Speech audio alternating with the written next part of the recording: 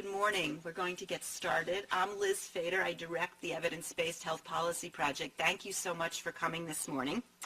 There is some good news about Zika. Yesterday I read in the New York Times that hotels in the Caribbean, even in places where they haven't identified any Zika, are having lots and lots of cancellations. So luxury hotels have enormous bargains now. And it's a good time if you haven't taken a winter vacation. This is everyone's great opportunity. So at least there's one piece of good news.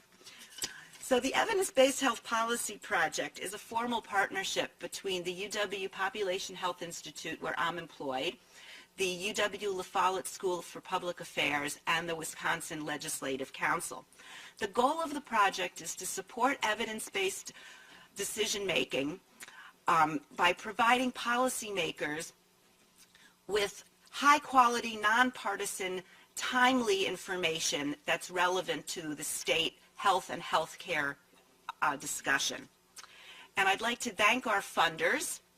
This is a unique collaboration which would not be possible without the generosity of the Wisconsin Partnership Program, the UW School of Medicine and Public Health, the UW-Madison Chancellor's Office, and the Institute for Clinical and Translational Research, aka ICTR-CAP.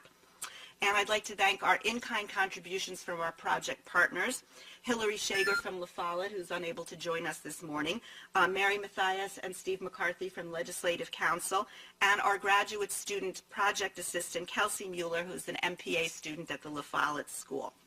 I also want to thank our Legislative Advisory Committee, Representatives Ballwig, Sanfilippo, Rodriguez, Tittle, Kulste, and Reamer, and Senators Lasik, Lemieux, and Miller. This group confers with us regularly to help us select our topics, and their generosity assures that the project is responsive to legislators' needs and interests. I'm very excited that for this year we've been able to contract with ICS at the UW Extension to both video record and for the first time ever live stream these recordings. Welcome to those of you who are live streaming from around the state.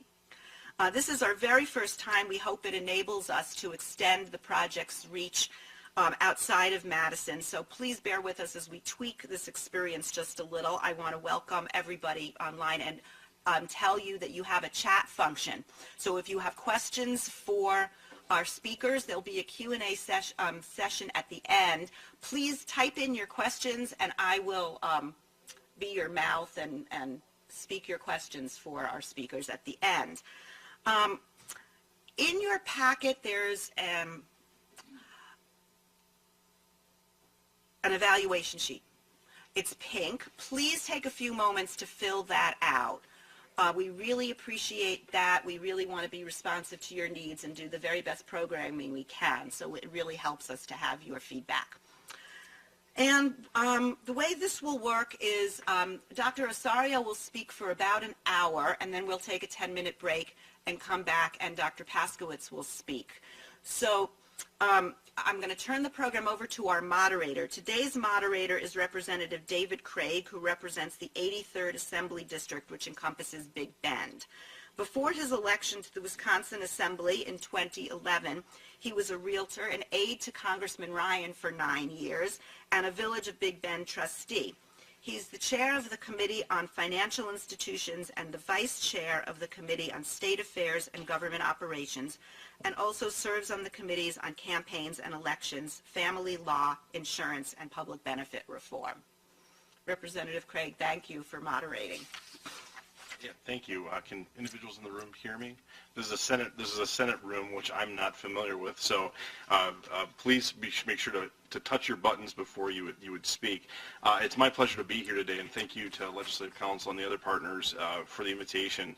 Why am I here? You didn't hear any health committees mentioned in that litany of committees that I serve on. I am in no way a medical expert. I do have a number of constituents who have a very passionate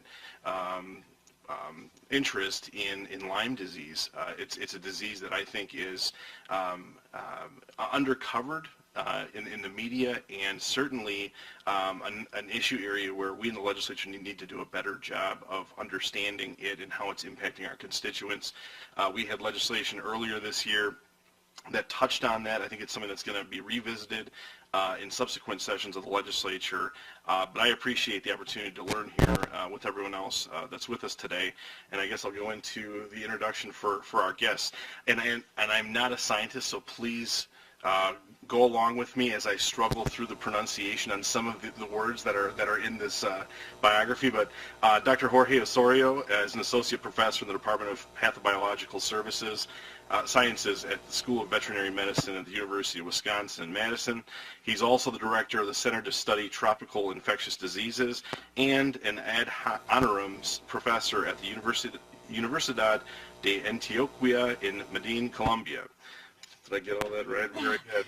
The center is a joint effort between the University of Wisconsin and many institutions in Colombia, and now has field sites and collaborators in parts of Colombia, including remote and urban areas. Dr. Osorio is also a co-founder and chief scientific officer of Envirogen, a biotechnology company that developed a novel chimeric tetravalent dengue vaccine that is currently being prepared for phase 3 clinical trials. He also developed vaccines against chikungunya, influenza, rabies, plague, and other emerging infectious diseases. Dr. Osorio is also Vice President of Research and Vice President of Scientific Affairs for the Vaccine Business Division of Takeda Pharmaceuticals. He has also 30 years of experience in vaccine research and development, and in addition to Envirogen and Takeda, his industry career included positions at Heska Corporation in Fort Collins, Colorado, Muriel Limited in Athens, Georgia, and Chiron Powderjet Vaccines here in Madison. Currently, Dr. Osorio and his colleagues at the UW are establishing a state-of-the-art research group that uses molecular approaches to unravel host pathogen interactions for emerging diseases, which includes dengue, chikungunya, and Zika. Dr. Osorio is committed to mentoring and guiding young, bright students in improving veterinary and human public health in developing countries, especially in Latin America. So please join me in welcoming Dr. Osorio today. Thank you.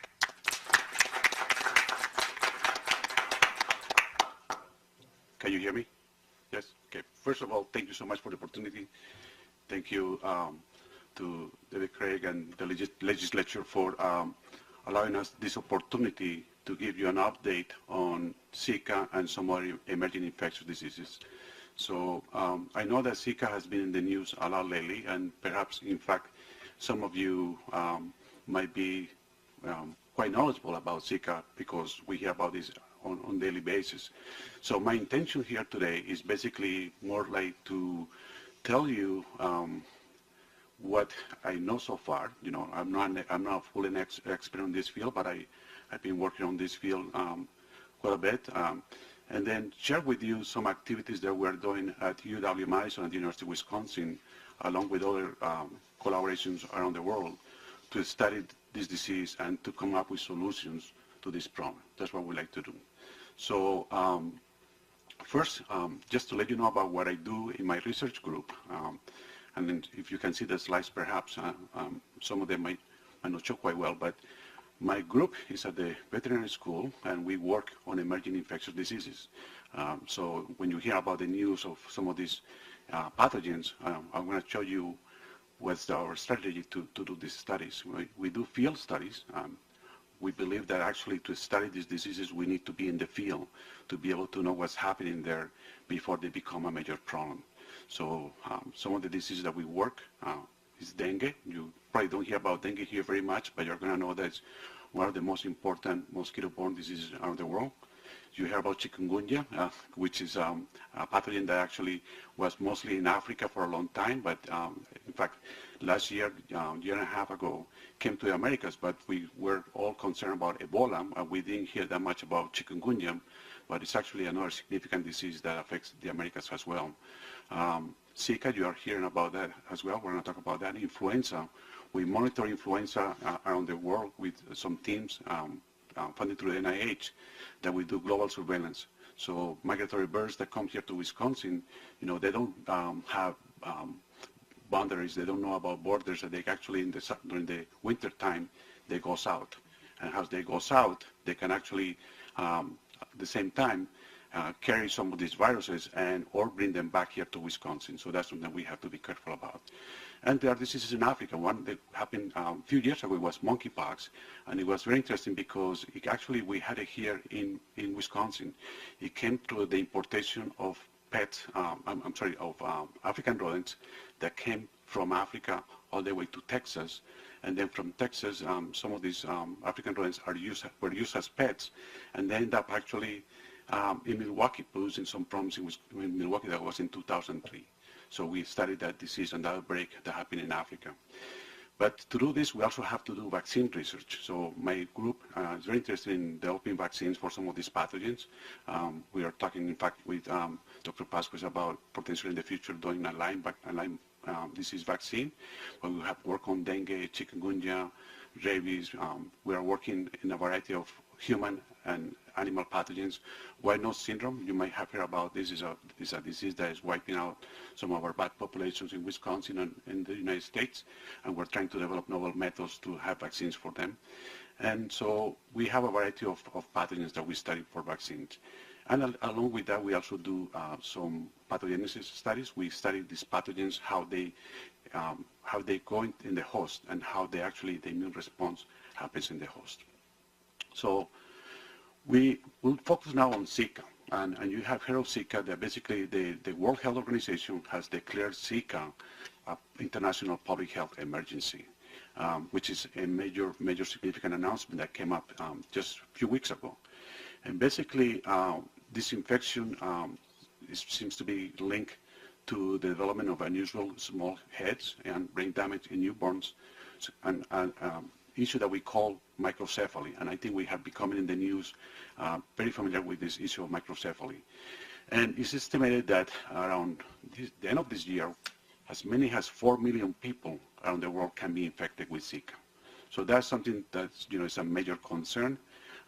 It's another arbovirus that came to our world now, and we'd like to study this. So what is Zika? So you probably know all about this as well. You know that Zika is a mosquito-borne pathogen, okay, that actually was discovered in the Zika forest in Uganda. That's where it acquired the name, from the Zika forest of Uganda, okay? And is from a viral family that is very related to other viruses that are very common, that we have dengue, we have yellow fever, and West Nile, which we're going to hear about West Nile later on, are from the same family. So because they're related, some of these viruses are transmitted by the same mosquito, which is called the Aedes species, mostly Aedes aegypti, which is the one you hear a lot about that. And that same mosquito is the same one that transmits chikungunya and dengue and yellow fever. So here's this mosquito that basically has the potential of carrying all these pathogens, and is one of the main problems. The disease has been mostly in Africa. Was discovered in 1947, and it has been in Africa for the most part.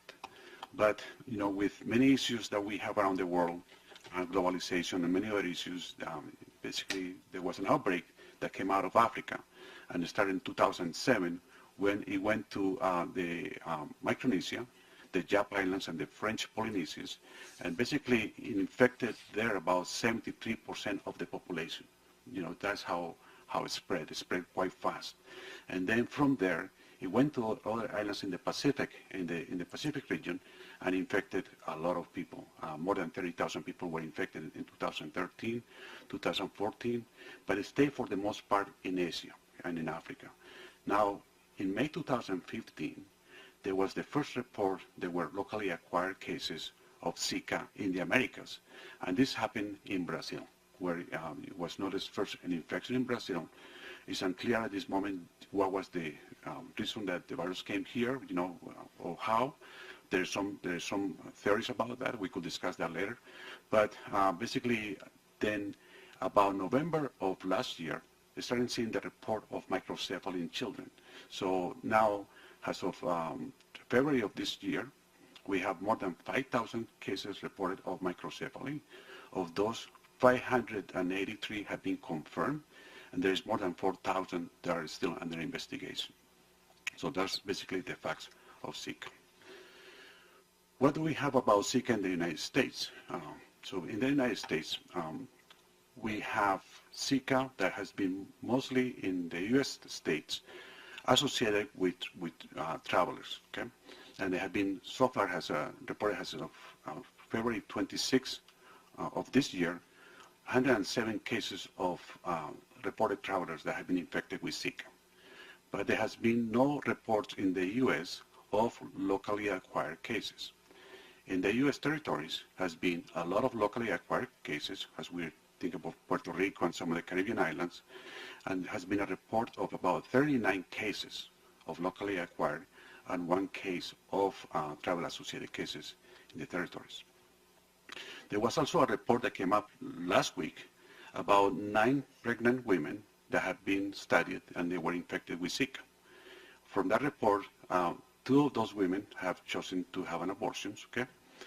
2 pregnant women suffered miscarriages. 1 gave birth to an infant with some defects, okay? Some birth defects. 2 delivered healthy babies, and 2 are still pregnant. So those are the facts as of today. There's 10 more cases that are being investigated at this moment. So as we can see, this story keeps evolving as more cases are happening. Okay, so these are the news that we have today, and there will be likely more cases reported in the near future. Okay, so the issue here with Zika, as you imagine, is the mosquito, the Aedes aegypti. And what has happened is that this mosquito initially was heavily present in the Americas in the 1930s. But there was a major campaign to eradicate this mosquito. And by the 1970s, we actually had made a significant progress reducing the presence of the mosquito in the Americas. This is mostly to the yellow fever campaigns that we're trying to eradicate yellow fever. But then what happened is that our efforts, lax a little bit for a while, and then the mosquito population surged again, and that's what we see right now in the 2011 and now in 2016. The mosquito population is widespread in the Americas. We have this mosquito Aedes aegypti in the southern United States, in Texas, we have it in Florida, we have it in the southern panhandle of the United States frequently, and so that's a major problem that we have. But also farther south on the Americas, with the climate change and expansion that we had, the mosquito population has increased. I just came back last week from Argentina, where they are having one of the worst outbreaks of dengue in their history, and they are seeing mosquito populations as far as south as Buenos Aires, for example, where basically there was no mosquito cases there before. So that tells you that basically the issue here is that we have an increase in the mosquito population. Okay?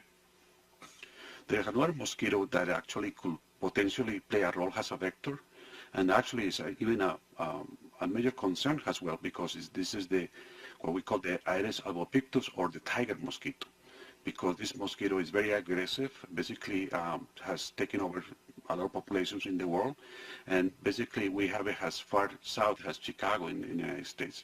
So this mosquito population could potentially be a vector for Zika, but also for dengue and chikungunya. So this virus is mostly maintained in the forest in what we call a symbiotic cycle. This cycle basically goes mostly between the mosquitoes in the forest and non-human primates, and that's mostly what is maintained. But what has happened is that as the contact between human population and the forest has increased, basically these viruses has been infecting naive people that come in contact with the forest, and then they have developed what we call an urban cycle. Basically the virus is then maintained in large cities where they cycle between naive people and the mosquito. And that's what we're seeing most in these cases. So this mosquito is mostly an urban mosquito that infects people in large cities. Now, you hear a lot about other potential routes of transmission, okay? And the documentation is there. That can happen by uterine infection, okay? It also can happen during the partum, where from a direct mother can happen as well. Sexual transmission has now been documented. Blood transfusion can happen as well, and with laboratory exposure. So we definitely wear a lot of precaution when we work with these pathogens. And there is the theoretical concern that can happen also with there is organ transplantation or tissue transplantation, and also through breast milk. So that's still a concern that can happen. How do we diagnose the disease? So mostly we do is by looking to the virus, and for no medical terms, what we have to do is basically take a sample from the patient when it's in the acute phase, what we call acute phase, when they're still very sick, and then we look for the virus in that patient. And there are methods to do that. What we call is PCR, it's a polymerase chain reaction that looks at the viral RNA. But then we also have serology methods that we can look for the serology in these patients, either looking at the antibodies that they have, or also looking for in the tissues of these patients, looking for the presence of the virus in the tissue by staining, what we do, color staining in the tissues. One of the issues with Zika is actually that it what we call cross-reacts. What I mean is that because the virus is very similar to other pathogens of the same family, like dengue or yellow fever, when sometimes you have been vaccinated with yellow fever vaccines, your antibodies could cross-react with Zika. So it might look like you actually have been infected with Zika, which you might have not. The same thing happens if you have had a dengue infection in the past. So your antibodies are cross-reactive with Zika.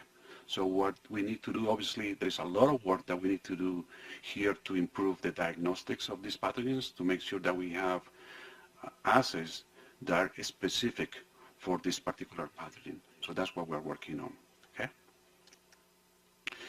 Now, how does the disease look like? So you hear a lot about, it's a fever, a rash, and arthralgia, and a conjunctivitis and headaches. So it's a very mild disease for the most part, okay? With the incubation period is relatively short, with few days to mostly a week. And, mostly is a very mild disease. Usually there are no fatalities with this disease. But what we have seen lately is this new syndrome that is called Guillain-Barré, and you probably heard this in the news as well. That is a syndrome that is being reported in patients following Zika infections. And this is a syndrome where your immune system attacks your peripheral nerves, and basically you become, paralyzed. This can happen temporarily. Some patients actually have there are reports that some patients have died from Guillain-Barré in some places. So this is a new concern that we have with Zika as well. There is a new syndrome that is showing up. Now, the issue comes with microcephaly, which is what I wanted to update you on what we know about the issue with microcephaly and Zika. And this news you heard come from Brazil. So Brazil reported a significant increase in the number of microcephaly cases last year. But realistically, we don't know the baseline of the number of cases of microcephaly. But so the Zika virus has been identified in infants that have been born with microcephaly, okay? And there are some other cases as well where they have been negative, okay? So there's still a lot of investigations going on what other factors might be involved with the issue of microcephaly, where some of these patients might be another environmental exposure or another issue that is causing microcephaly, okay? But there was a report that came up earlier this past month, where actually it's a really nice article that shows proof that Zika can actually produce microcephaly. And this was reported in the New England Journal of Medicine. And basically, it's shown on this slide that pregnant woman got infected with Zika, and she requested an abortion. I think she was 29 weeks within the pregnancy. And then the ultrasound, first actually, during the ultrasound prior to the abortion, the ultrasound showed calcifications and some evidence of, malformations, which, doctors suggested that she probably, had some issues with the fetus. She requested an abortion, and in the tissue from the fetus, they were able to detect Zika by different methods. They show the pathology that the virus does in the tissue, but they were able to detect the virus in the tissues. So that's the proof that we have that this virus is actually producing microcephaly in some of these children. So what contributes to Zika? You know, why are we having this spread? You might be wondering, why are we having so many new viruses coming up? Okay, and so obviously what we have is the situation that we have a host that has no immune responses to some of these pathogens. That happens before with chikungunya. It happens now with Zika because we have no protection. So as these viruses come to the Americas, we are being exposed constantly to these viruses. There are some issues perhaps that the virus has been changed, but so far as we know, the virus that we have found here in the Americas is the same virus that was in the French Polynesian, similar virus to the French Polynesian outbreaks. So we are studying the virus as well.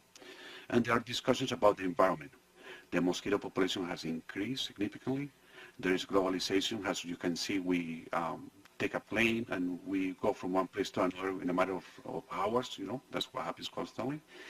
And the issue of climate change. You know, the climate is changing, and the mosquito population has increased its range, and now it's found in areas where it was not before. So those are issues that we have to, keep in mind. Where are the countries that have Zika? Basically, most of the Latin American countries have Zika. There's right now, I think, about 31 countries that, if I recall, that are basically have found proof of Zika being locally transmitted. So these are the list of countries that basically are in the CDC warning for travel to some of these areas. So just with that, I want to basically, this is our story on Zika, and I'd like to maybe switch now to ask, to tell you what are we trying to do on Zika and some other pathogens. So the work is being done here in Wisconsin at the university, not just by me, but some other members of the university. So if you want, I can switch to this. So first, we have a global Zika task force, which is part of what we call the Global Viral Network. This is a group of, I'll show you in a minute, that is a group of scientists around the world that is basically part of this task force. We actually have studied the Zika outbreaks in places like Colombia, where I focus a lot of my research. We have a Zika, what we call Zika experimental science team here at UW, and this is developing a non-human primate animal model to study this infection. This work is being led by Dr. David O'Connor with Ted Golos, Tom Friedrich, and Dr. Saverio Capuano. We also have developed animal models, a small animal model, a mouse model, because working with primates is complicated. And we are working on developing vaccines and antivirals for Zika as well. We also studying a biological approach that we like to use to control Zika, to use block viral transmission, and I probably will give you a little bit of story about that in a minute. This approach is mostly being used for dengue, but we think that it's going to work for Zika as well. We are developing a cohort in Colombia where we are following pregnant women to monitor them to see any issues that come with their future babies and what happens with the infection. And at the same time, we like to study these diseases as they happen in some of those environments. So with other faculty at the University of Wisconsin, we created a center to study tropical diseases in Colombia. So that's where we actually are monitoring some of this work. So the Global Task Force is led by Dr. Scott Weaver, who is basically a very well-known scientist from the University of Texas Medical Branch, and has developed this group of scientists around the world where actually we would like to monitor diseases prior to having these major outbreaks when things happen. So we are in constant communication. We like to set up labs around the world where we can actually test and perhaps do early detection of some of these pathogens before they actually happen. So I'd like to invite you to look at this group, this website that has the Global Viral Network. Okay. So in my work, it's hard to study these viruses based on Wisconsin. We cannot do it here. But what we have done is develop field sites around the world, And right now, my work is mostly focused on 3 countries, in Argentina, and Ecuador, and in Colombia. And in Colombia, I have been working for a while, developing field sites in different areas. We have field sites in big cities, urban cities of 2.5, 3 million. But also we have field sites in areas where they are close to the coast, close to the ocean, where there is different population there as well.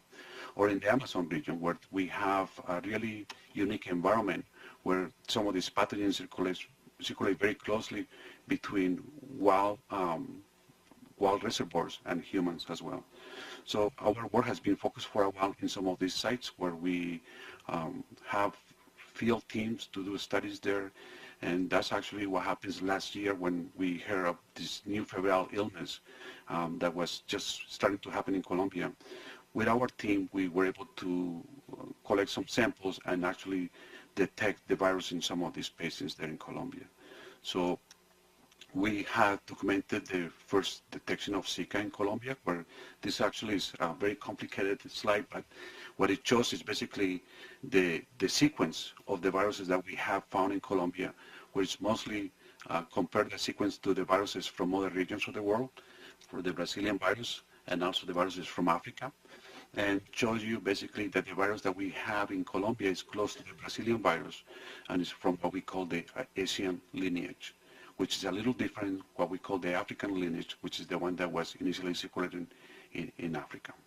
Okay.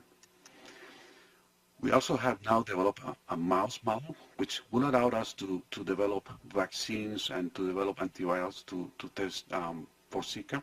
So basically, when we put the virus into a mouse model, animals, they get sick and they die at different times post-infection, and we're going to be able to use this animal model to study vaccines and antivirals.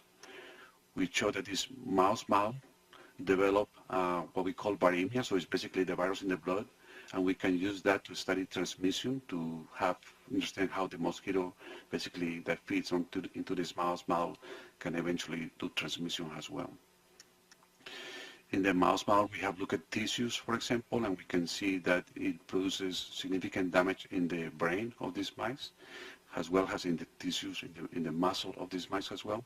So we plan to use that mouse model in the future to explore more the pathogenesis of Zika. Okay? And one of the things that we're doing, this is part of a group that is studying Zika infections and is doing studies in rhesus macaques. And the project is called CEST, Zika Experimental Science Team. As I mentioned, it's led by Dr. David O'Connor. And what we're doing there in primates is because primates, have significant advantages compared to small animals like mice to do this kind of studies. They allowed more exact timing of the infection. We can monitor the infection better. We can do more samplings on these animals to collect more extensive samplings. We also have the immune response in the primates, and the pregnancy in the primates is relatively similar to the one in humans, so it will allow us to do some studies that we can explore that as well. And some tools that we can use to understand the immunology and the pathogenesis of these diseases. So that's what we like to do. We also like to understand more about pregnancy, what happens with Zika infection when they are in animals that are non-pregnant and pregnant as well. So in the model that we are developing first, in a model that is a non-pregnant model, we want to understand if these viruses actually are able to infect these animals first. And then we hear about the virus being shed in urine, in saliva, and semen, and so on. So we like to do studies in primates that will allow us to confirm these routes of viral, what we call viral shedding, how the viral is, is transmitted from an infected to an uninfected person. Also to understand more about protection, how this disease vaccine can protect in these animals. So that's what we like to do in the future. So we also like to use this model for pregnancy, to study pregnancy in these animals. So it's important for us to understand what trimester during the pregnancy is likely to have any issues, and if there's any issues. Do we observe any microcephaly in some of these animals, similar to what's been seen in humans? So we are working on a project that basically really nice that the National Institute of Health, right away concerning the emergency of Zika, provided support to us very quick to fund a project. And basically we started a project right away where we are studying infection in non-human primates with different doses of these viruses. Okay? And we actually have this actually is there's a website where you actually can go and see this information as it's happening in real time. So this information actually is open to the public and to a lot of investigators around the world. What we are seeing actually is that these primates can develop what we call viremia. Viremia means the virus is in the blood of these primates following infection. So it's a good model that we have that we can see different doses when we observe the peak of viremia in these animals. We observe around day 3 or day 4 when the animals have the highest titer of viremia, and it lasts for 6 to 10 days. So it's a good model for us to study in the future. We also are able to find virus in the urine and this cerebrospinal fluid, and we are in the process of characterizing better and better the infection in these animals. Okay, so now I'd like to pause a little bit to tell you what we're trying to do in terms of controlling this infection. And we have a project that is actually, it comes from Monash University and is funded by the Bill and Melinda Gates Foundation to control dengue. And we think that this project to control dengue will have also a large impact in controlling Zika. So what I'd like to do now is play a little movie. We might not need the audio because it's okay. I could talk to the audio. So if you don't mind, just click on the movie if you like. So you probably hear about dengue. You like me to go and click on it? There you go.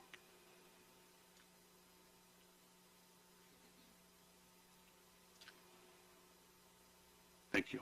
That's great.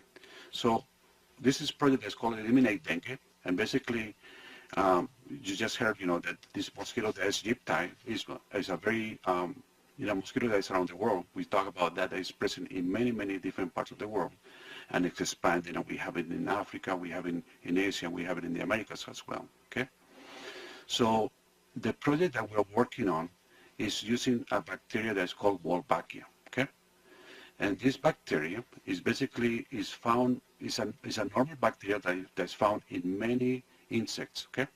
And basically it's found in the eggs of these insects and is maintained population after population. You can find it in butterflies, you can find it in dragonflies, in fruit flies. In fact, 70% of the population of insects have this bacteria. But what it happens is that basically interestingly, is not found in the mosquito that transmit dengue or Zika or chikungunya. Okay, so it's one thing that is very interesting for us that this bacteria is not found there. So the bacteria, what is maintained basically, if you have a female mosquito and then a male mosquito, and the male mosquito is infected with Wolbachia, and then they lay eggs. Okay. Basically, the eggs don't have the bacteria, they don't hatch, okay? But if you have the female mosquito and the male mosquito, and both of them, or in this case, the female mosquito, and it's infected with Wolbachia, all the progeny will have the bacteria, okay? And the same thing will happen if you have both of them infected. The male and the female are infected with Wolbachia. All the progeny will have this bacteria is called Wolbachia. So you can see that quickly in a system, we can have a way to spread this bacteria population to population and generation after generation, okay? So this is the concept that we would like to explore for using this method for control. Some studies have been done with this bacteria, which is mostly found in the fruit fly, and they found that the fruit fly normally lives like 30 days, but when the fruit fly has this bacteria, only lasts like 2 weeks, 15 days. So basically, it shortens the life of the fruit fly. So the same idea, starting to think about the mosquito, because the mosquito normally also lives about 30 days, and basically the mosquito that is able to transmit the dengue, when it's ready to transmit dengue, is really an old mosquito by the time that it's actually allowed to transmit the dengue. So the concept, the idea started to say, can we actually put this bacteria from the fruit fly and put into the Egypti. So that's the concept that we've been thinking for a while, and the scientists from Monash University are starting with this great idea, okay? And they thought it was, oh, it's really easy, this could be something that could be done relatively easy. But what they started to do is take the Wolbachia from the fruit fly, as I mentioned, and trying to put into the Aegypti. And to do that, it requires a lot of patience with this needle that you need to micro-inject the eggs of the mosquitoes and trying to put the bacteria inside there. And it took a lot of time, a lot of years to do this work. But finally, basically, they were able to obtain these mosquitoes that were actually infected with this bacteria, Wolbachia, okay? So, yeah, this is terrific, so now it comes the work. What can we do? Can we show that this mosquito actually lives shorter or not? In fact, they actually found out that this mosquito actually lives much shorter than the normal mosquito, only lives like 2 weeks.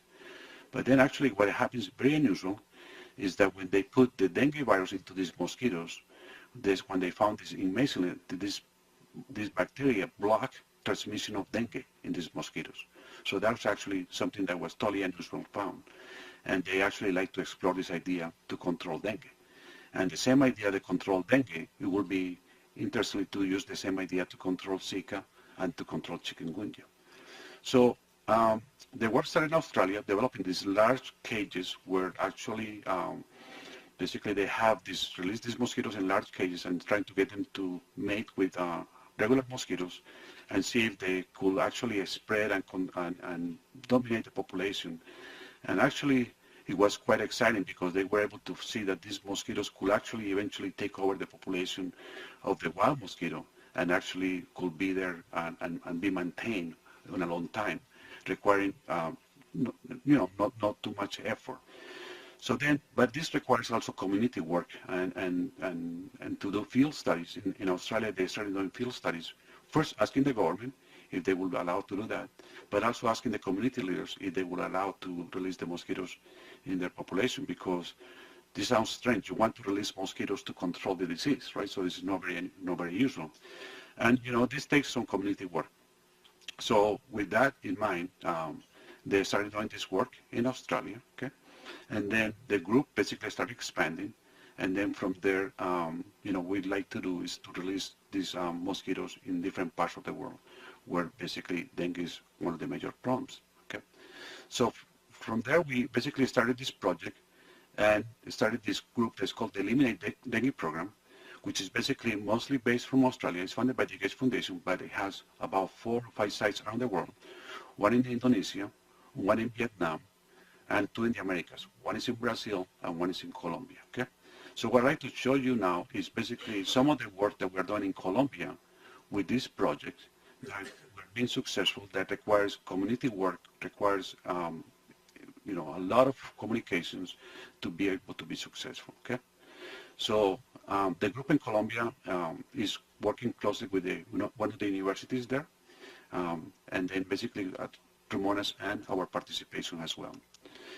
The work is being done in a city near Medellin. Medellin is the second largest city in Colombia, which is 2.5 million, and the area is called Paris neighborhood. And this just gives you an idea of what this neighborhood is about. These viruses normally are found in areas where there are large, very dense population. A lot of people live in these small areas, many families. This is in a valley where basically we have a lot of, mosquitoes as well, and hillsides as well. So actually, geographically, it's challenging too, because you have a lot of hills as well. Also, in this neighborhood, you see a lot of people moving from rural areas to the cities. And this is an example, for example, of a neighborhood that just started happening earlier this year, where basically people just moved out and started building houses with no, electricity or other system. So that's what also creates some of the problems, okay? But what we have done there is basically engage in community work to tell them about this program, because this program cannot be successful without the community involved. So it's not as a scientist, but also the community understanding the project, understanding what we need to do. So we are working with school children. We are working with community leaders, with non-profit organizations in the community that are volunteers that come and understand the program. We explain them the issue of the mosquito, the issue of dengue, and try to make them to see that the Wolbachia is a good friend and it will protect them somehow.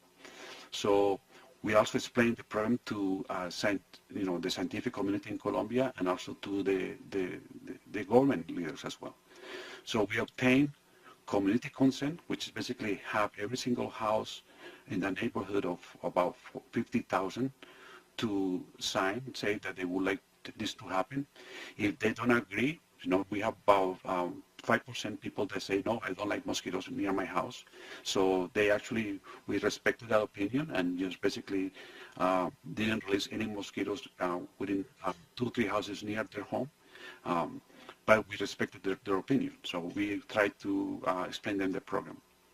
So we work with the community as well and did all kinds of community engagement through schools, through different communication, adapting things to the situation in Colombia as well. And also put a communication hotlines where people could call us to see if they have any concerns, any suggestion was, or we also took surveys with the community. Okay.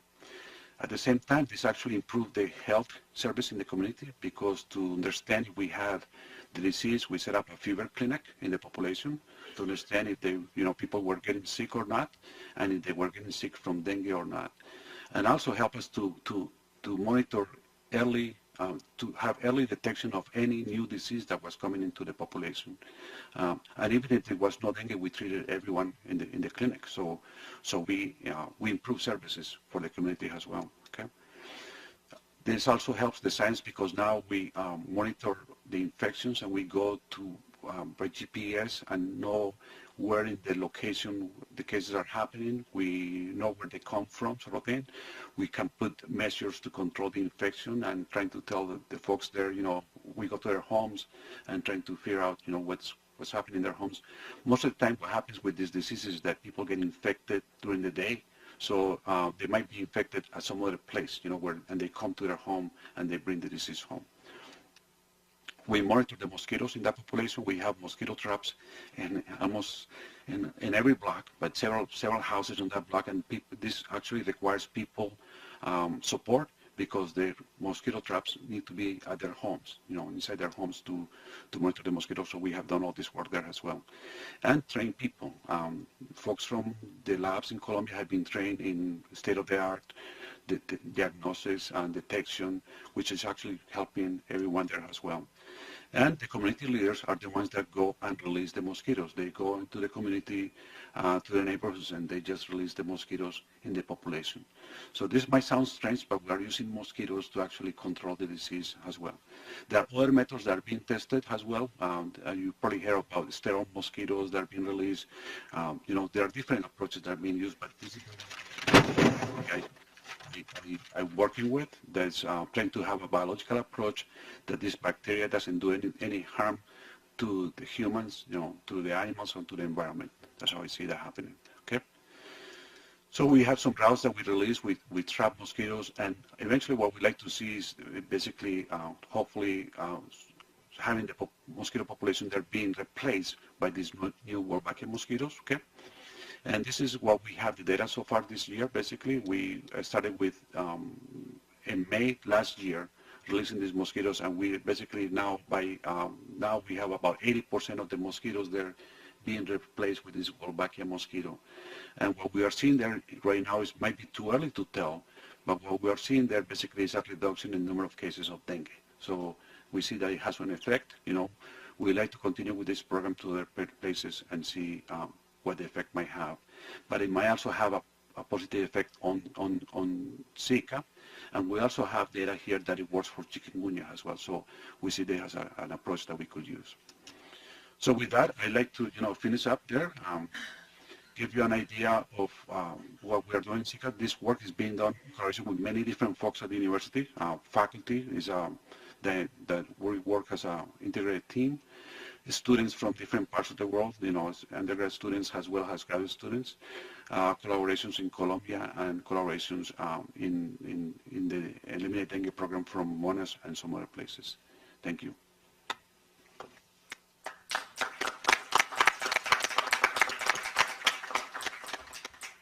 Well, thank you very much, Dr. Osorio. At this time, we'll just take a 5-minute break Sure. before our next speaker goes, and please report back here by 9:30. Thank you.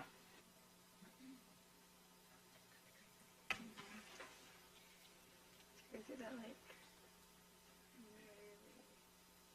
collect and check when there's something like released?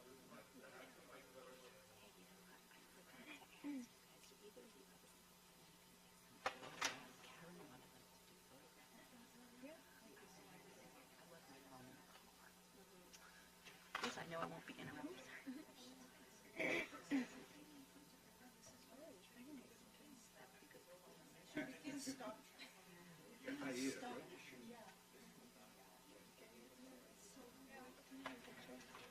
Great. Actually, I checked the registrar list this morning. I found some confirmation people. I know, this is the problem, as Donna always says, this is the problem with free registration. It costs nothing to sign up, but we have 18 people online. Yeah, I heard that. Some people That's might, cool. so some people might be sitting somewhere anonymous.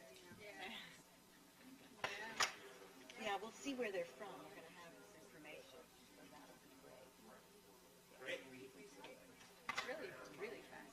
I know, isn't this mosquito release project super interesting? I know, I thought that was fascinating.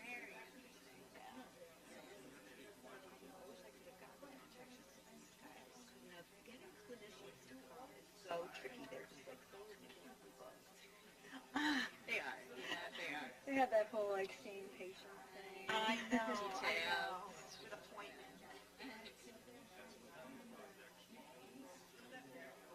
Yeah.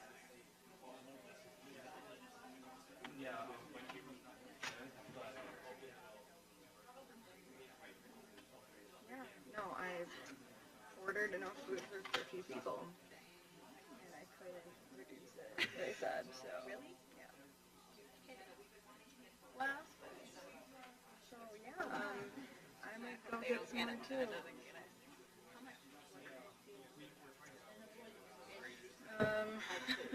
have to look at the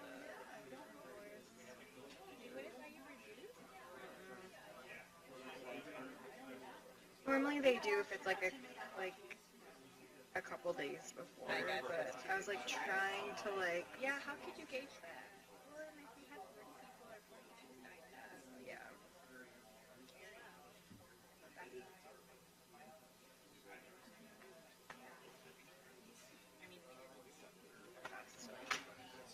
I do have Questions at the end. perfect. That's good. Cost $335.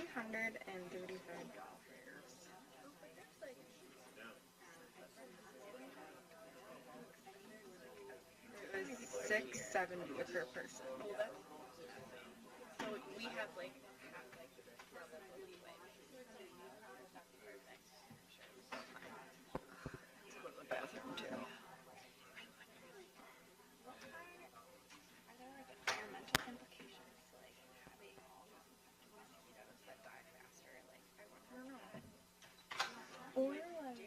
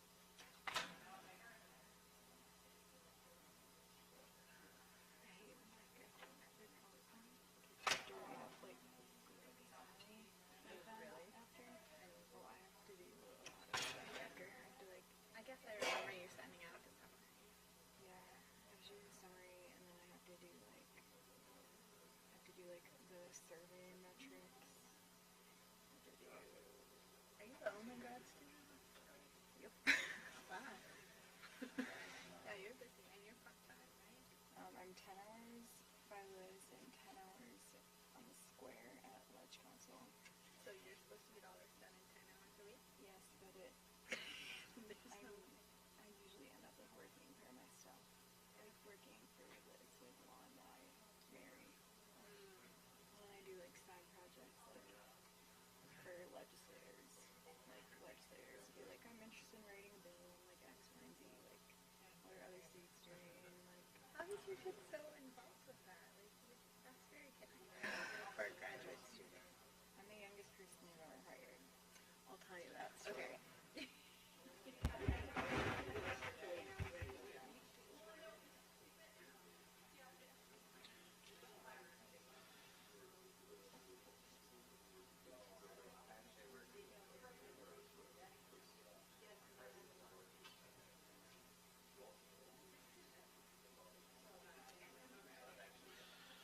Okay, I'll ask folks to get back to their seats. We want to keep everyone on schedule here. I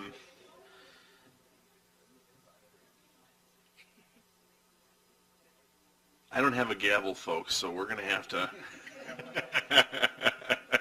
If we could have folks return to their seats.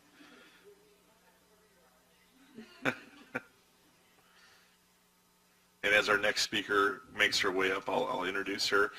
Professor Susan Paskowitz is the medical entomologist and chair of the Department of Entomology, College of Agriculture and Sciences at UW. Her research focuses on the ecology and control of vector-borne disease. Current projects related to ticks include assessing control methods for reduction of deer tick populations, examining the frequency of pathogen genotypes in relation to tick behaviors, and evaluating the impact of nighttime activity by ticks on disease prevalence in the animal reservoirs. Projects related to mosquitoes include ongoing WNV surveillance and assessment of novel methods for repelling mosquitoes.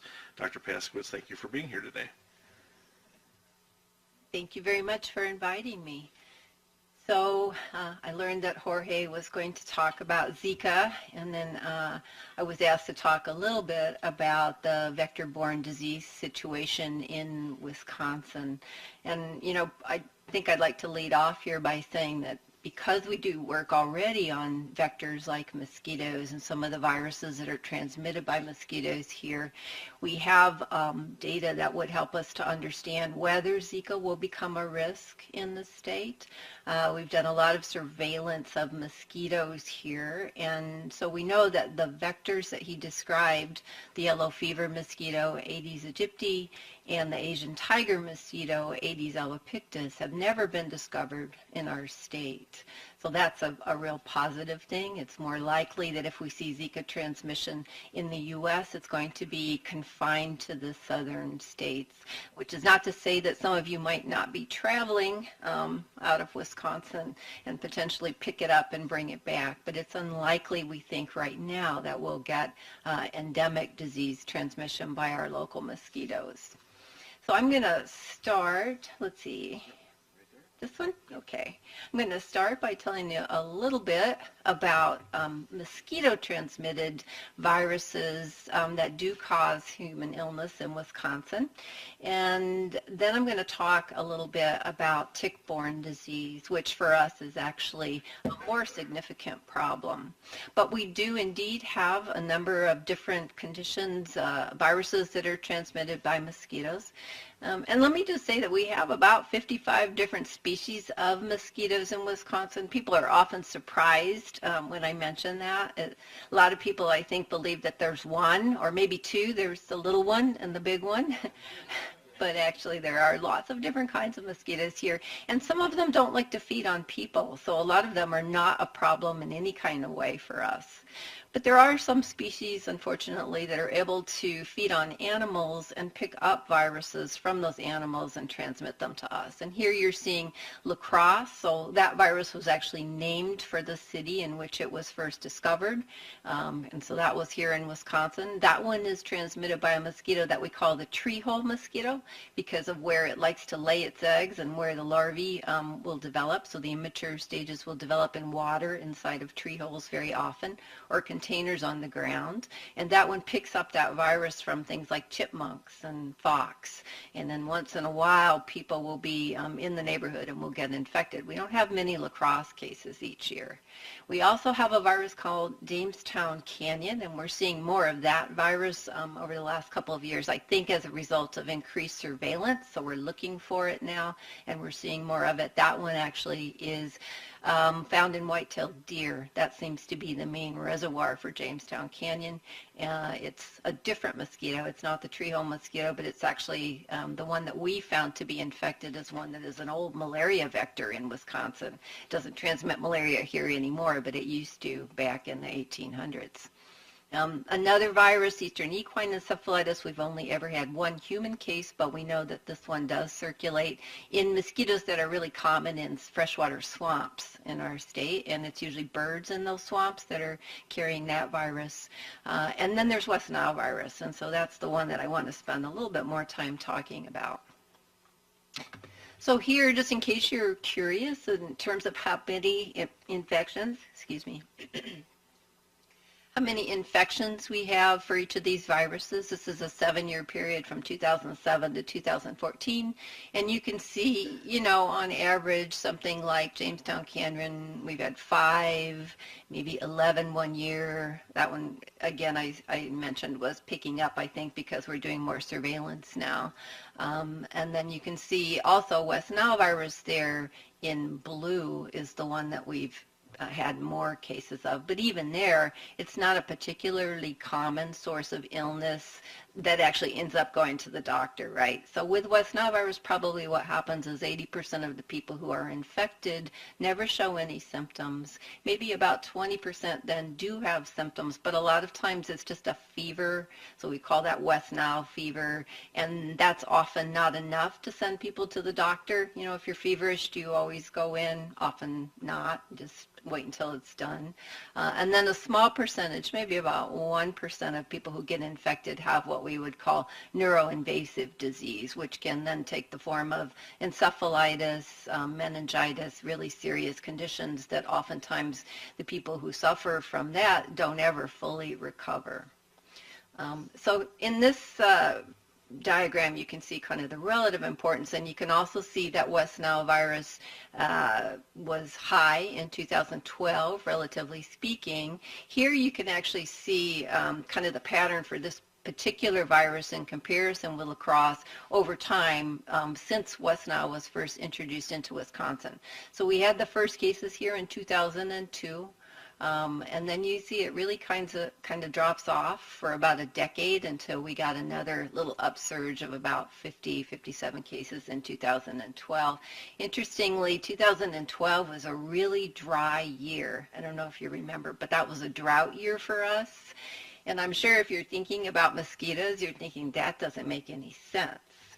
In a dry year is not the kind of years when we normally see a lot of mosquitoes. But it turns out that the particular mosquito that's associated with West Nile virus transmission, it's called Culex in our state. Probably Culex pipiens is the most important for transmission to humans. That mosquito actually does really well in dry years because it tends to like very smelly, nasty water.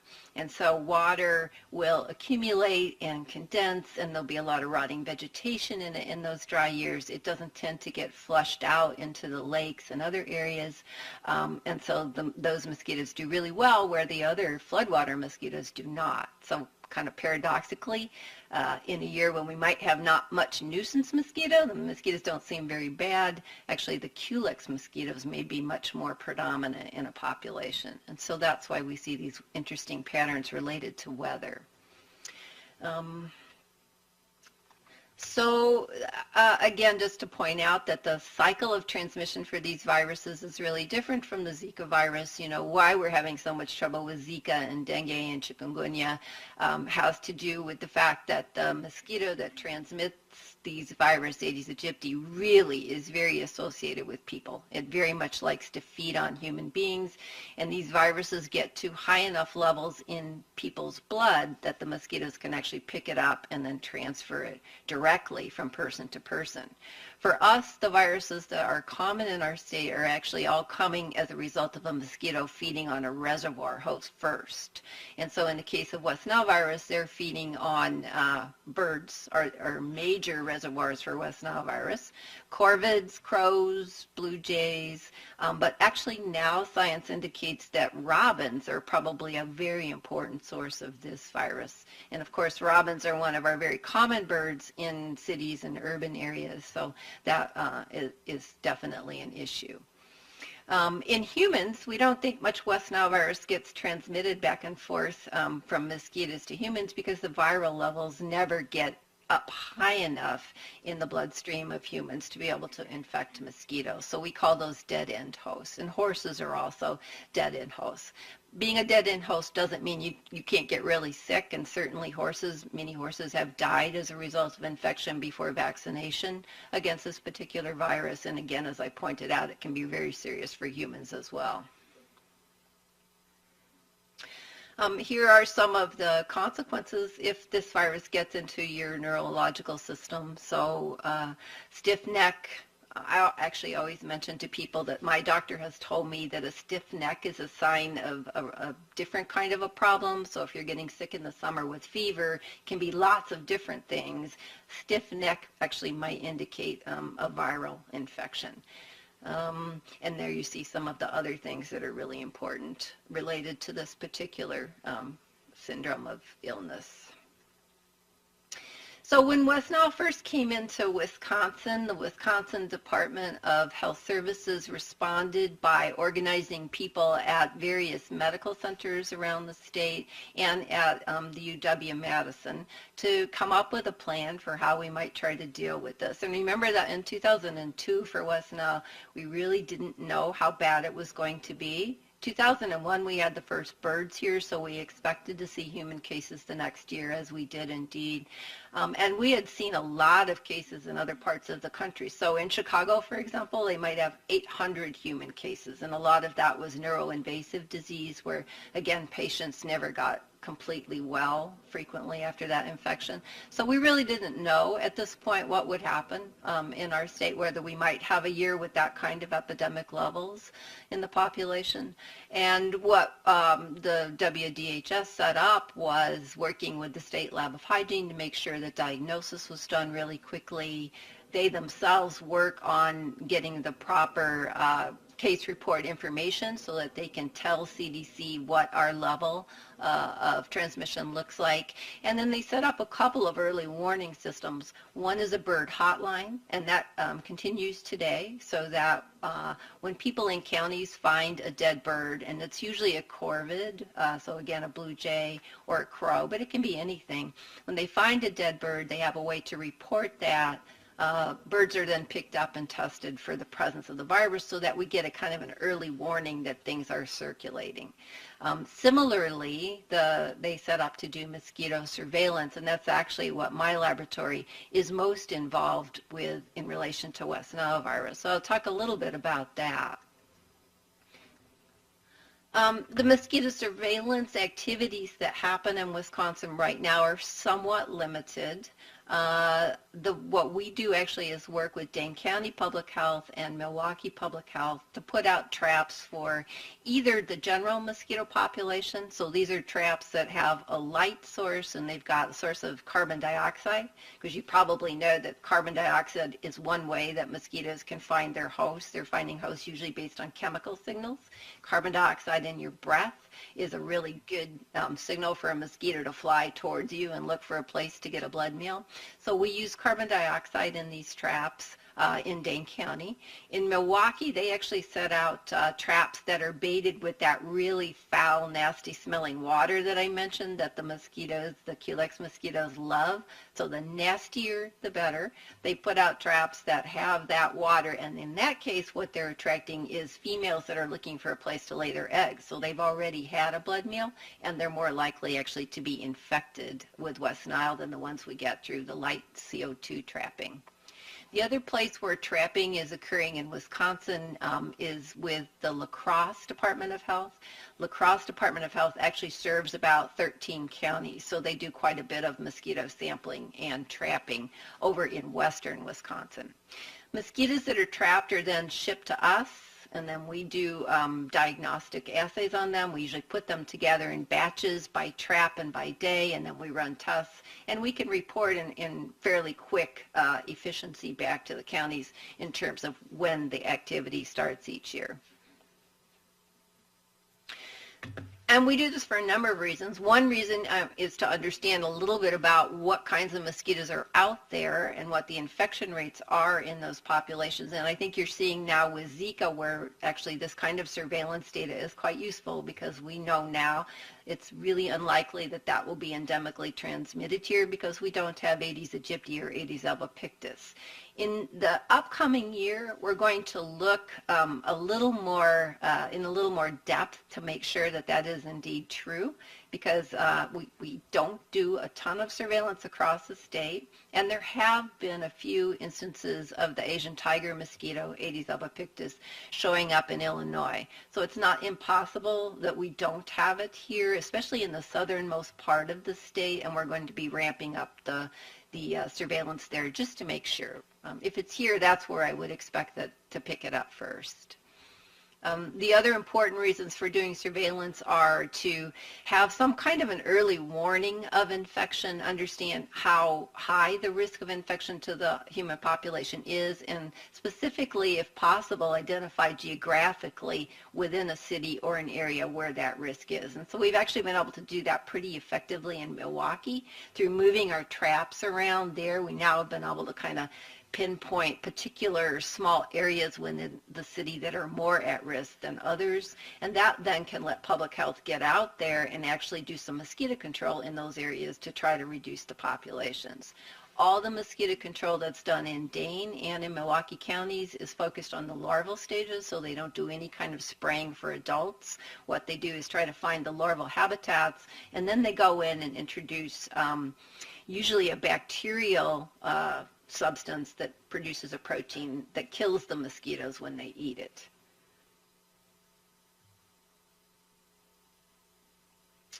So if you're interested at all in following what's going on in either Milwaukee or Dane County in a given season, you can go to this website where we post a lot of information week by week about what the population numbers look like, and also what the West Nile virus test results are.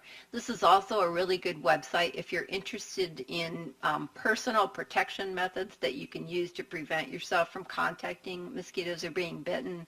I try to update anything that somebody sends me. I try to figure out what the science is and then post it here to let you know what that might be. So people have said, for example, if you put vanilla on your body, that will serve as a good repellent. People have said if you use Listerine as a spray either on your deck or on your person, that will be a good repellent. There are also a number of other kinds of repellents out there, things like essential oils that people have tested sometimes. And what I try to do is actually go look at the science. Does it work or doesn't it work? The thing that we've been hearing a lot recently is that if you eat a banana, you become more attractive to mosquitoes. So we want to test that. All right, so, and if any of you know other things, if you go here and take a look and you find some things that you know about that I don't know about, please let me know, and we'll try to test that as well. Oh, other things that are here would be like bat houses, for example, if you're interested in the science there, or purple martins. Okay, I'm going to move on to what is probably a more significant problem for Wisconsin, as I think most of you know, and I've heard for some people are very aware of this, and that is tick-borne disease in our state. We have 15, 16 species of ticks in the state, but you're never going to see most of them. There are really only 2 that we find commonly feeding on people, and you're seeing them here. One of them is the wood tick, scientific name Dermacentor variabilis. The scientists will actually call this the American dog tick, but everybody in Wisconsin that I've ever talked to calls it a wood tick. So the other tick there is Ixodes scapularis. This is the one that all the Wisconsinites call the deer tick. scientists again call this one, they have a different common name. It's called the black-legged tick. And as far as we know in Wisconsin, it's actually the deer tick that is responsible for disease transmission. We've not found any evidence that the wood tick is actually ever transmitting anything that makes people sick. And so in Wisconsin, most people are very familiar with Lyme disease. Lyme disease is caused by a bacteria called Borrelia burgdorferi. We just recently published a paper with the Mayo Clinic and with our own Department of Health Services staff on a new kind of Borrelia that has been identified as causing human illness, and it's going to be named Borrelia mayonii after the Mayo Clinic. Not many cases yet. And at this point, it looks like this particular species of Borrelia can be diagnosed using tools that are similar to those that we use for Burgdorferi. But it's a worry, and it's interesting that we didn't know about this, and it's been out there circulating, and it just really showed up in the last couple of years in our screens.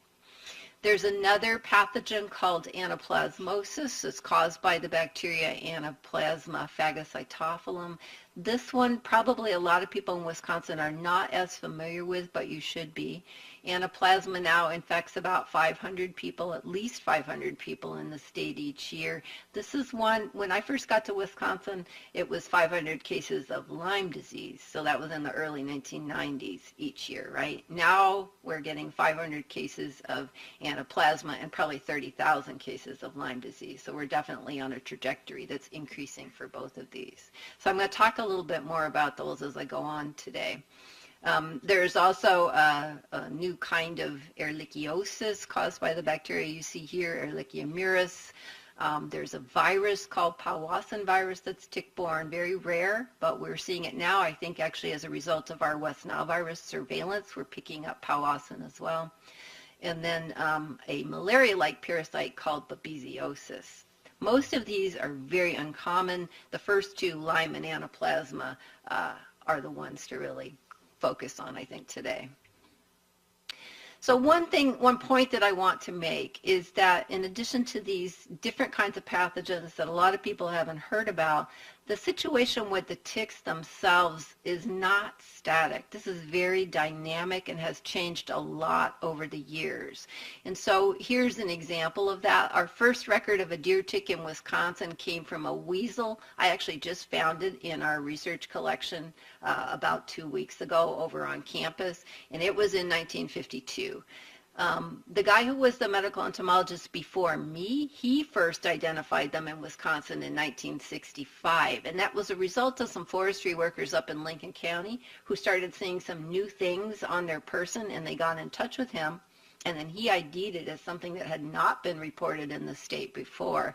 And then he went on and he did some more surveys, but at that point in the 60s, he only found it in the north and northwestern part of the state. And people were not particularly interested until Lyme disease came on the scene in the 1980s. And when that happened, then there was a lot of activity to understand the extent of the deer tick and this particular pathogen in our state. And one of the ways that we look for ticks is actually by using the registration day on the first day of gun deer season, right? So used to bring deer into sites all over the state, and we'd have students at those sites. They could then collect the ticks that were on the animals, and that would give us a snapshot, how widely distributed and how many animals were infested. So this here you're seeing the state vector-borne disease epidemiologist Zip Johnson, who works at the Department of Health Services. Zip had never been on one of these deer surveys before, so you notice she's wearing her white jacket to jump in the back of the truck with the bloody deer. Anyway, so here are the results of several of these statewide surveys. The one in 81 was done before I got here, and you see there clearly in the eastern half of the state, really not very many ticks. Very unusual to find deer ticks there in 81. By 94, the central and southern part of the state had become infested, and the last one I did was in 2008 and 2009. Now we're seeing ticks pretty much everywhere where we're looking, so not as intensely, but they definitely have moved into the eastern part of the state. So this is important because I think a lot of people have it in their minds that folks in the east and the south could not be exposed to Lyme disease or ticks in their own backyards or as they're working in their forests or around their houses. But it's very clear now that ticks have moved into these areas and the risk has definitely changed. The geography of risk has changed. As we saw the ticks expand, we also saw the disease itself expand, and so here are some maps that show you back again in the early 90s, a lot of the focus in the northwestern part of the state, and if you look at the one in the lower right here, you now see risk really all over the place in the west, north, south, still a little less in the southern edge and up the east, and I think that reflects actually the landscape patterns in the state. So those are areas where there's a lot of agriculture and a lot of open fields, corn fields, soybean fields, other kind of fields are not great places for these ticks, but little forest pockets within those areas are definitely infested with ticks now. So here in Madison, in this urban area, I go to the Arboretum. In 2014, there were 50 ticks in there. In 2015, there were 550 deer ticks for the same amount of sampling. So they've just recently invaded, the populations have increased dramatically. Similarly, when we go to Milwaukee, when we go to South Kettle Moraine Forest, North Kettle Moraine Forest, we're finding ticks in all of those kinds of locations. Here's the patterns for the number of cases that are reported to the state. Again, you can see back when I first got here in the early 1990s, 400 or 500 cases every year. It's changed dramatically now, and I will emphasize here that these are the case reports that are received at the state level. This is not the actual number of cases of Lyme in the state. This would say 3,000 to 4,000 cases every year. CDC says that this is probably an underestimate and maybe as much as tenfold, so it's a lot more likely that we're in the 30 to 40,000 cases per year. And that kind of is confirmed by some of my own discussions with physicians who say that, yeah, it's underreported. We maybe don't report but 1 in about 10 cases. So there's a lot more Lyme than these statistics actually are able to inform us. These are the case numbers in the state for the other pathogens that I mentioned earlier. So again, the one I wanted to focus on is the Anaplasma. Here you see 400, 500, 600, 700 cases each year for the last 4 or 5 years. And it turns out that actually Minnesota and Wisconsin are the hot spot for Lyme in the country. We probably have 50 to 70% of all the cases reported in the U.S. You know, for Lyme, we're a hot spot as well, but there's also a very intense focus of Lyme disease on the East Coast and in the Mid-Atlantic states. There's actually more cases there in total than we see. But for Anaplasma, we're the hot spot. So what my group does at the university is really focus on the tick aspects here, and so we're very interested in ways that we might reduce human exposure to the deer ticks. This was an interesting graph produced by a colleague of mine who works in Connecticut, where Lyme is also endemic and at very high levels in their population. And he had some interesting suggestions for how people could reduce their risk right around their own home, including things like having large barriers, having a grassy lawn, trying to keep away play sets and activities away from the forested part of the landscape. We're also focusing on the hosts that are involved here because, of course, the ticks aren't born with Lyme disease. You know, they have to pick it up someplace, and similarly Anaplasma and all of the other pathogens. And they're picking it up from wildlife. They're very focused in the immature stages on feeding on small mammals, and so here what you're seeing is a little white-footed mouse.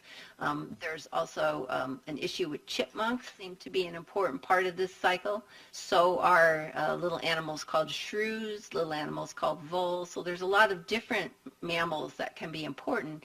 The white-footed mice tends to be a really abundant species, and so that's one that a lot of people are focusing on. And so one of the things that we're testing with the mice is whether you can actually provide them with a nest material that's impregnated with an insecticide. And we're using an insecticide called permethrin. We spray the cotton balls. For our purposes, we're using little bits of PVC pipe here because we can just use it year after year.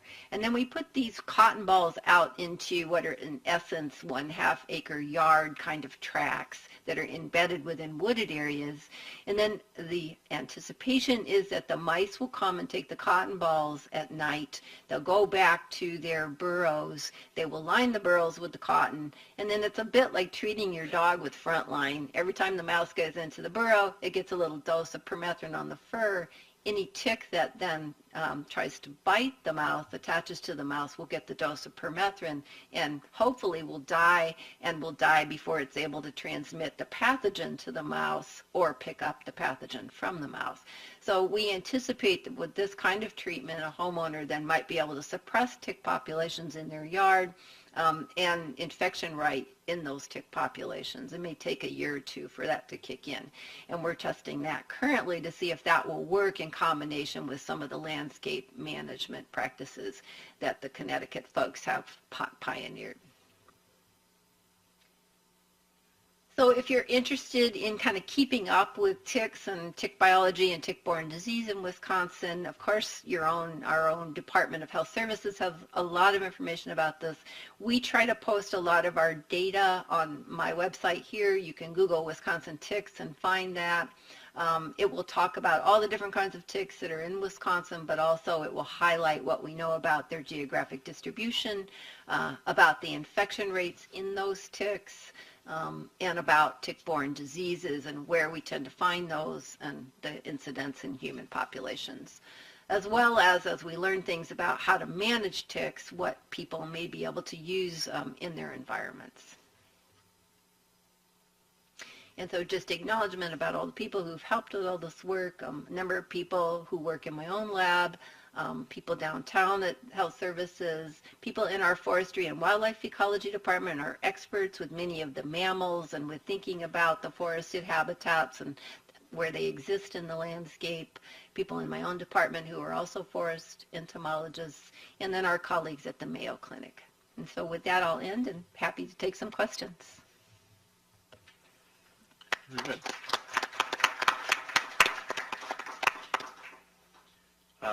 I guess we will start first with questions in the room, and then we also have folks online. Any questions from the audience? I don't have any online questions, so those of you who are streaming live, please ask your questions, and I will make sure they're heard. Yes, ma'am. I think so. And then I'll do my best. Oh,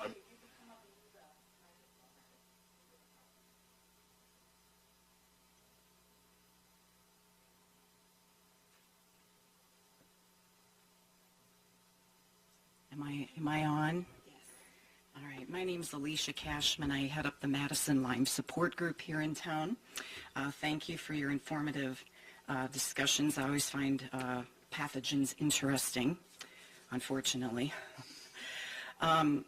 I guess I'm kind of scratching my head a little bit as to why we're talking about strange, kind of rare tropical diseases when here in Wisconsin about every other person either has Lyme disease or knows somebody with Lyme disease, especially when about 80% of the people who get these tropical diseases will be asymptomatic, with evidently 1% of West Nile getting neurological symptoms. I can tell you that the numbers for Lyme disease are much higher, much higher. There was a time when I would walk into a room and couldn't remember why I was there. I deal with people that have taken the same road to work for 25 years and got lost. That's what we're talking about. And when I say Lyme disease, we really need to rename this because Borrelia is just the rock star. He opens the door for Babesia, Bartonella, Mycoplasma, Anaplasmosis viruses that they keep discovering. And I've got news, there's 300 strains worldwide of Borrelia. 300 strains. So the fact that we just discovered another one is no surprise to me. We're going to keep finding more. And this is an emerging epidemic that needs to be taken seriously. And as a taxpayer of Wisconsin, I would like to see all of our efforts go into this alone. And I appreciate being from Columbia. You probably are quite vested and care very much because you have family and friends. But I'm watching neighbors and family members die. And it's debilitating, and it makes you want to die because the pain is surreal. My husband and I both have Lyme disease, and this is another thing that we need to start discussing. You say that based on some tissue samples of a few fetuses, they are now directly correlating Zika with microcephaly. I would disagree with that because we have viruses all over our bodies, often latent. They don't do a thing. Some of them are actually helpful. I think it's going to take a whole lot more. Correlation is simply not causality. The mere presence of a virus is not scientific evidence, and frankly, more in-depth studies must be conducted on thousands of babies born with microcephaly and without, and studies enrolling pregnant women prospectively and monitoring their health and fetal development throughout pregnancy. There must be conclusive laboratory evidence for that type of statement to be made. Because I bet you few of you know that they have actually discovered Borrelia in semen, vaginal secretions, the DNA in breast milk, and UW researchers have found Borrelia in cow milk. And yet how many people here know that? The likelihood of Borrelia, or quote, Lyme disease, and I'm talking just specifically about that now, is very highly probably an STD. In fact, I'm nearly certain that's how I got it. I haven't been out in the woods in eons, never saw a tick, never had a rash, and few of the people that I work with have these. I know whole families with 2 and 3 generations living in one household. They're so debilitated that maybe one person can bring in an income. They all have Lyme. Every one of them, baby up to grandma. That's what we're talking about in Wisconsin. And the rest of the world, the rest of the United States is looking at us, waiting for our researchers, for our talented minds to come up with some answers on this. It's frightening. The doctors here hide behind the CDC guidelines of 21 days of doxycycline. They treat everybody like you have an acute case. Well, I went from, let me think now, having gynecological type of symptoms to a knee that swelled up like that with a fever, okay, like this, and overnight saw flashing lights, had all these bizarre symptoms, and had I not watched the documentary Under Our Skin, I would have thought I was going nuts. But watching that documentary, I could now begin to understand what my symptoms meant. The idea that Lyme disease just causes joint pain and a little fatigue needs to be put to rest. We're talking severe neurological, cognitive impairment, where you get lost on your way to work, you forget people's names, rage, anger, nightmares, hallucinations. I could go on and on and on. I had headaches that were in my meninges, the entire lining of my brain that felt like a horse kicked me. I spent days in bed in a fetal position. Nothing would touch the pain. Ibuprofen, nothing.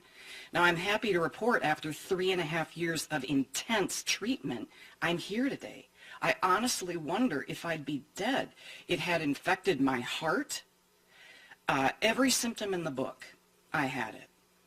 So I guess my question is when I read about the EBHPP's purpose and goals for timely, high-quality info for evidence-based decision-making with increasing UW research and teaching on topical issues, I can think of no more relevant issue than MSIDS is what I'm going to call it, and that means multi-systemic infectious disease syndrome, because it is rare, and the research shows this.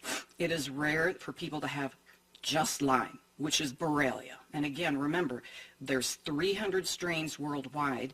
It's a pleomorphic bacteria, so it shape shifts. Anytime it feels threatened, it'll change shapes. There's the spirochetal form, a cell wall form, and a non-cell wall form. The idea of killing this sucker with 21 days of doxycycline is like throwing sand into the ocean. You have to have something that'll kill all forms. Then you have to deal with the co-infections. I know my heart was infected. I'm sure I had Babesia, Bartonella, Mycoplasma, numerous viruses, which for the most part, viruses are just hitchers. And if our immune system can handle them, we're usually fine. But when you get Lyme, Borrelia, now all of a sudden those viruses make our cases extremely complex. So with all that said, and one other comment besides the tissue of these unfortunate children with Zika, another couple other things to think. There were a couple of other things that happened at that time that could be to blame for this microcephaly. One of them is, in October of 2014, they stated that the Tdap vaccine would be included in Brazil's national vaccine schedule for pregnant women. These women were given vaccines at the 27th week, 36th week, and up to 20 days prior to expected date of birth, even though safety nor effectiveness of Bootrex has been established in pregnant women, and yet thousands, perhaps hundreds of thousands of pregnant women have been vaccinated in Brazil in this past year, which I find interesting because these microcephaly cases came out later, just about the length of the gestational period. And the second thing is, there's a report by physicians in the crop-sprayed villages of Argentina, February 2016. They completely discount the theory that the growth in number of cases of babies born with microcephaly in Brazil are due to Zika. They report, and this is a pediatrician specializing in environmental health and a team of researchers, propose that a chemical known as pyriproxyfen may be at the root. That C20H19NO3 is a pyridine-based pesticide designed to eradicate mosquitoes. Now, anybody in my vintage and older probably remembers the DDT scare and why that's off the market now. These cause birth defects, they cause deaths, endocrine disruptors to the max. So the interesting thing about this is it's been applied for 18 months, and it's been applied by the state on drinking water used by the affected population. So I think rather than just blaming a virus which has been around for over 40 years, for the most part is mild in most people, I think we need to possibly consider some other things causing this. So my question as a person in the state of Wisconsin is, while it's interesting to discuss these tropical diseases, is it not more beneficial to discuss and act on something that I can get in my backyard, possibly my bedroom, and I can give congenitally to my children? Of course, these things have not been proven conclusively, but if you can say that finding Zika in tissue samples causes microcephaly, can I not then say that, gee, if I find Borrelia in semen, pap smears, the DNA in breast milk, can I not then confer that perhaps this is also an STD? Thank you. I appreciate you. Thank you, ma'am. And I think that there's certainly a broader conversation that needs to be had. And we were just talking about, perhaps in the future even being able to have an infectious disease doctor, and maybe that's something that we can look into. Would any of the speakers like to address any of the points that were made? I know that's somewhat out of the range of issues that we've been talking about. Yeah. Well, first of all, I appreciate your question. It's really nice to hear your opinion. And I'll comment from the point of view that you mentioned. Your question had a mixture of different questions, both about Zika and Lyme disease, but I will address the issues with Zika, first of all. So and there were a list of different issues that you brought up. I probably won't remember them all, to be honest with you. But first, I'm just presenting the evidence as it comes. I think we are learning a lot about this disease as it's more and more evolving. I think as we said, these cases are being shown in Brazil. We don't know yet what's happening in other countries yet, where the disease is just starting to show up. We're monitoring those countries, and there are studies, like you mentioned, the studies about the use of insecticides and some more things.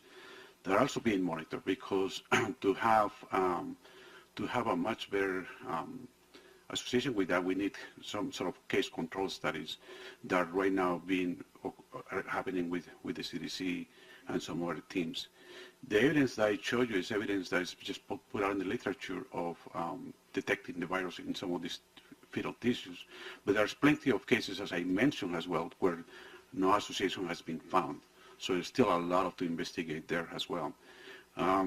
We also need studies in models, like what we're trying to do here at Wisconsin in some animal models that we're trying to develop, because obviously for ethical reasons we cannot do these studies in humans.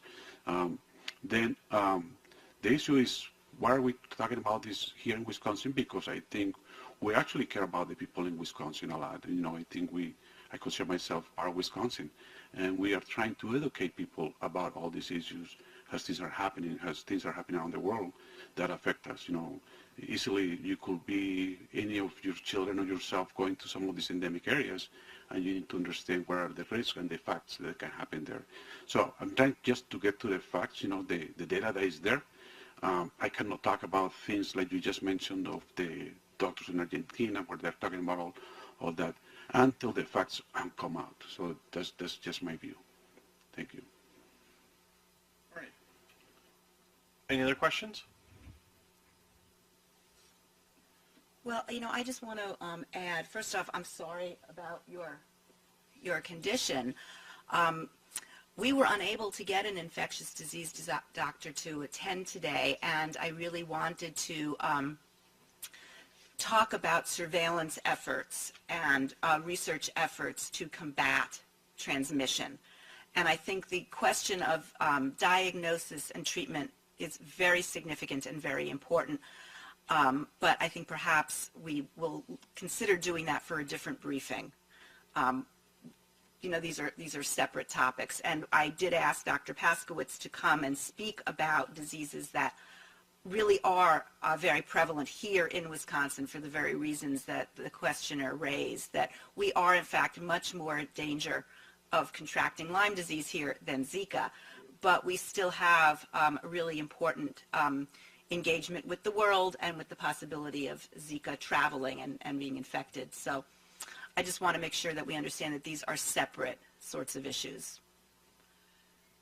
I saw there was a question. Sir, could you please step up to the microphone?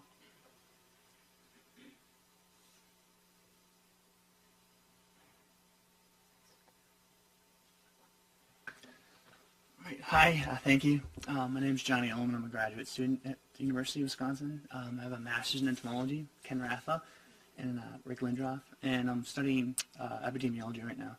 So what I'm interested in is climate change or change effects on infectious diseases and public health, and arboviral infectious diseases specifically. So I guess my question's not as long.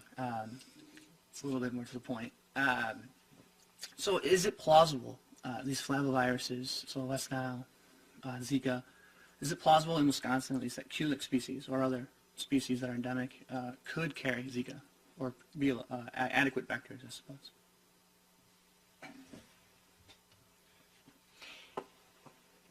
So what we know is that Aedes aegypti and Aedes albopictus are vectors, and we do know that there are other mosquitoes that are sometimes infected with Zika in other parts of the world, and that means that it's possible, right? That does mean that there are a lot of mosquitoes in the U.S., 180-odd species, and not all of them have been tested, right? So at least one Kulik species in other parts of the world has been shown to be infected. So at this point, I don't think we know. Our best guess is it will be restricted to Aegypti and albopictus. Others might pick it up. A lot of times those are mosquitoes that are not focusing on feeding on people. They're more focused on feeding on birds and will occasionally switch over and feed on us. So we don't anticipate it yet, but I'm not ruling it out as possible. And Jorge, maybe you have other information? Yeah, your comment is quite appropriate, Susan. So one thing to keep in mind is that these pathogens change a little bit, what they call mutations, and you probably are familiar with that. So these are what we call RNA viruses that tend to have a mutation rate that they change a little bit, and they adapt to new environments and new hosts. And that's what they do. So right now, basically, we know that this vector is Aedes aegypti, and potentially get another vector like the Sulbopictus. What we have to do is constantly monitor, more monitoring the population to have better understanding. We also are planning to do some experimental studies here in Wisconsin to see if other vectors, like you just mentioned, the culex and so on, can potentially transmit the mosquito. But right now, the evidence is there that that is not. Thank you. Other questions? To our legislative counsel, Ms. Mathias. Not a very scientific question, but I'm just like scratching my head about this. You said, I understand when you look for deer ticks by looking at the deer that have been harvested and you can count them on the hide, but you said you go to the arboretum and you find how many are in a certain area. How do you actually find these tiny little things out in the woods? Yeah, that's a great question. So we have a couple of different ways we look. One is by targeting the mammals. So the deer for the adults is that example. If we're looking for the immature stages, we don't ever find adult ticks on small mammals, but we do find the immatures on small mammals. So we actually go out and we live trap mice and shrews and chipmunks, and then we can look on their bodies and pull the ticks off of them. They're in a place where there aren't very many deer ticks, so when you've got a newly invaded site, the mammals are actually the most efficient way to find them because they're kind of cruising around through the vegetation, acting like a little vacuum cleaner. Actually, they're sampling for us. The other way, though, that we do it is we try to mimic a person walking through an environment, and we use a piece of white fabric that is a defined size, so a 1 meter by 1 meter square of white flannel, and we pull that over the vegetation, and then we stop every 10 meters or so and take all the ticks that attach to it. And interestingly, the deer ticks like that. They will attach very readily as the fabric passes over them. They'll grab onto it. And so we can do, what I like about that method, we call it looking for questing ticks. We're looking for those that are actively trying to find a host to feed on. That allows us to get really good measures of how many of the nymphal ticks are in an area, how many of those nymphal ticks are actually infected, and then we can compare that across a lot of different parts of Wisconsin. So we've done that. We had like 24 different sites, lots of parks and places that we visited just in 2015. And the average number of nymphs that are infected now is between 20 and 25%, so about 1 out of every 4. That's actually a very high level. We have some places where it's even higher and where the densities are just remarkable. We have a place in Wisconsin that actually has the highest density of ticks that's ever been seen in the U.S. So we have a lot of ticks here and a lot of infection. Any other questions? Yes, sir. Could you please just touch your green button and turn your microphone on? Yeah, just wondering whether there is a precedent for eradicating, I guess, similar kinds of diseases through the use and introduction of neutralizing mosquitoes or other sort of, is that sort of the approach that is most likely to be successful, or down the line are we perhaps looking at vaccinations maybe to eradicate the problem? Basically, where do you think this all ends? Through control of the nuisance or through vaccinations? Thank you. That's an excellent question. And what I mentioned, biological control, is one of the methods. Okay? And I think to be successful, we have to work in a variety of different directions and put them together. The first part I believe is very important is education. I think, for example, in some of these areas, they love flowers, for example, but they forget that, you got to change the water in the flower because otherwise you have the mosquito larvae there. So starting with simple things, for example, that you can actually reduce the number of mosquitoes and larvae in the population. Changing water every 2-3 days is a good measure. Then obviously the issue of vaccination is very important as well. And vaccines will take some time to develop. What we think that vaccines are really is a terrific tool that we have to control these diseases, but there is a process on everything. And if you're familiar with vaccine development, it not only has to go through all the stages in preclinical development, but then it has to go to phase 1, phase 2, phase 3 trials, which show that it's safe, that it's secure. And some of diseases actually, the issue is because the market initially is considered a small market, some of the large pharmaceutical companies might not be interested initially in the development. So we're talking about neglected diseases to some extent that require heavy investment by government and authorities and non-profit organizations to do that. So I see this eventually has a combination of many different things, including one of them, mosquito control or biological control, okay, different approaches. All right, any further questions? Seeing none, are there any announcements from our partners? I want to thank everybody for coming. I want to thank our speakers for fascinating work. I'm always impressed when I hear about vector-borne disease surveillance and control. How many people, the labor intensiveness of this work is just incredibly impressive. And thank you for doing this work. Please remember to complete your evaluation.